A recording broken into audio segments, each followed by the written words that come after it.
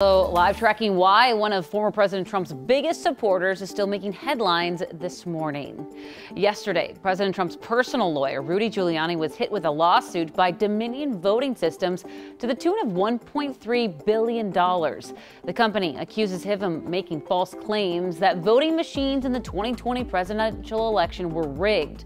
The lawsuit is based on statements made by Giuliani on Twitter, his podcast, and to the media, and says as a result of those, quote, defamatory falsehoods, Dominion employees have been harassed and even received death threats. Giuliani reportedly called the lawsuit an act of intimidation and said he's going to investigate a countersuit. Another story getting a lot of attention on social media this morning is MyPillow CEO Mike Lindell, another of Trump's biggest supporters, was permanently suspended from Twitter for violating its civic integrity policy. For weeks after the election, the Minnesota businessman had pushed false claims about the 2020 election.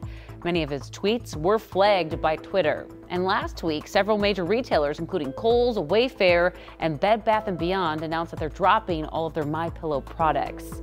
If you'd like more information about both of these stories, we do have them posted right now on our website, KARE11.com. And we don't know any implications of if they've seen less business or if they're cutting employees, because he does employ hundreds of employees in Minnesota. Yeah, and that will have a trickle-down effect for sure, right, if they lose some of that business. Thanks, Alicia.